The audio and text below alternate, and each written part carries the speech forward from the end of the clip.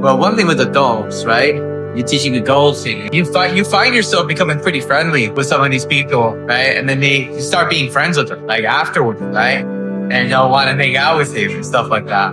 I've even known some people that started dating. Okay, James, one last final thought.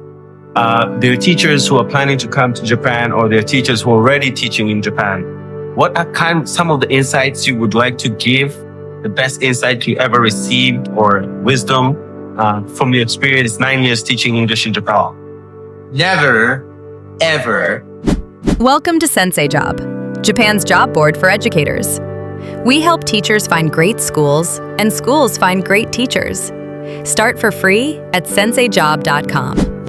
Hello, what's your name and where are you from? Hey, my name is James. People back home call me James. People here call me JP. I'm from New York. I went back and forth. I was born in New York, went back and forth to New York and New Jersey. I call them both home.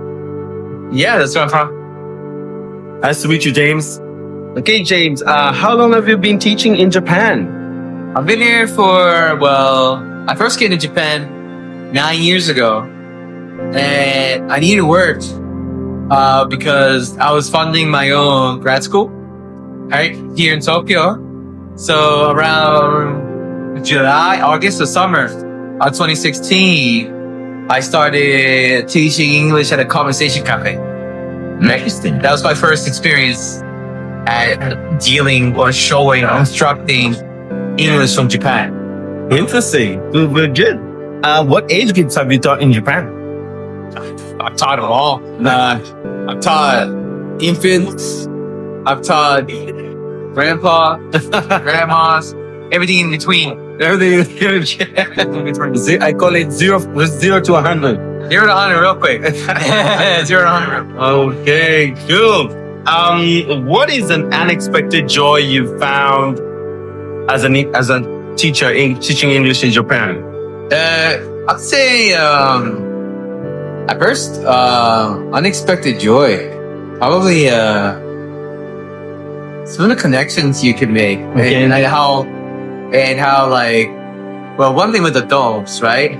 You're teaching adults, and you find yourself becoming pretty friendly with some of these people, right? And then you start being friends with them, like afterwards, right?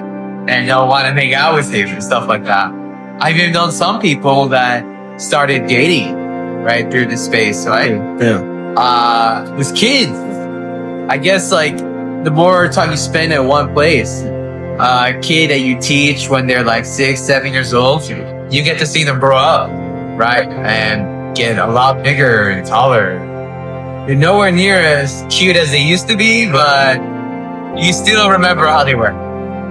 I totally relate. I've been working at the same school I worked at the same school for almost 10 years, and I totally agree.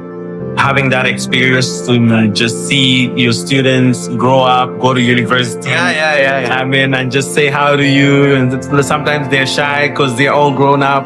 Yeah. And it's a blessing to be in a community like that. Yeah. And to experience that. See it firsthand. Yeah, see it firsthand. In a completely different culture too. True. Okay, so what's any message? What is the best advice you received in Japan? Someone told you something that really stuck to you, that has helped you go or keep going? See, the advice I would say that I received in Japan. Yeah. I mean, it's pretty generic. I know. But it's good advice. It's good advice regardless. I mean, you'll hear this anywhere, but I guess it hit me because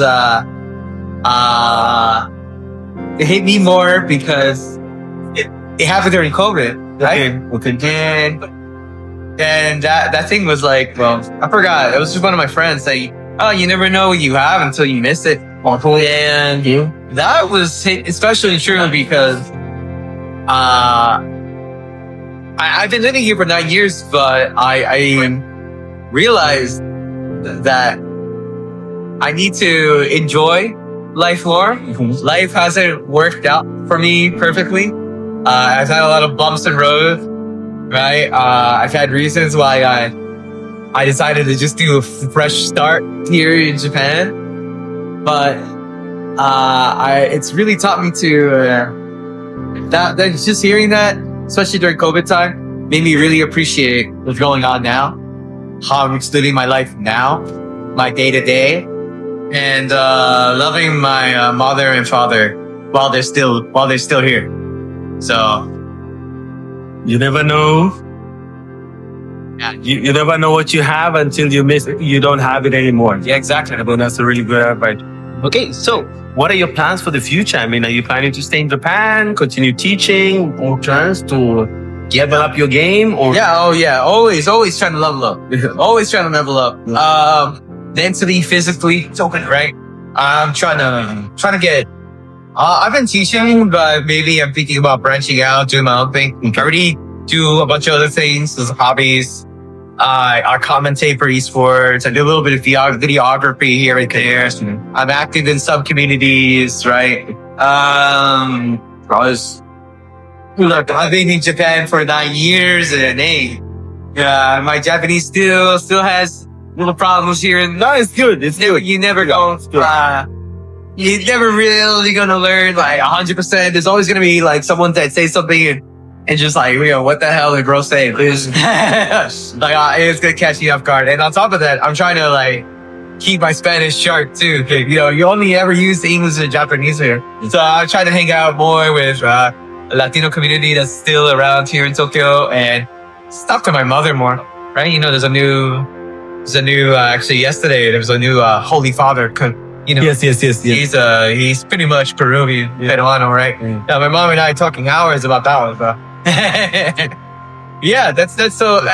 All in all, just trying to work more, level up more, save up my money. Okay. I moved into a nice like condo this year. Oh, really? Yeah, In Tokyo, that's not cheap. no, it's not. It's not. But hey, I'm happy about it, and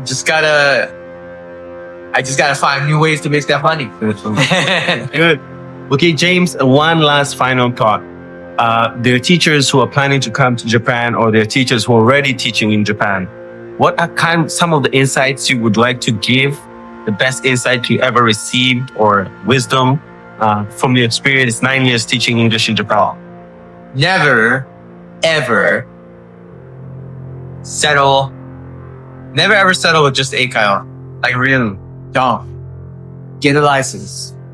Figure out a way how to get a license. If you don't have a degree in education, get that license, right? Or have something else, because especially with nowadays, a lot of teaching jobs become dead-end jobs, right? Yeah. These companies don't really promote you, or there are less opportunities before, right? So always have some. Always don't put your eggs in one basket, yeah? Okay. Yeah, try to do something here, just do something like there. Make sure you keep going, keep studying that Japanese, whether you're in a school or whether you are doing it yourself, right? Branch out, be friendly, connect. You never know, right? Who you're gonna meet, who can help you get out of that, whatever you're in, quicker than you thought, right? So, yeah. Thank you very much, James. No problem. Thank you. Enjoy Japan. I will, of course. I am enjoying it. Hiring teachers? Post your job for free at SenseiJob.com and connect with qualified educators already in Japan. Looking for a job? Browse and apply for teaching positions across Japan, completely free. SenseiJob, connecting great teachers with great schools.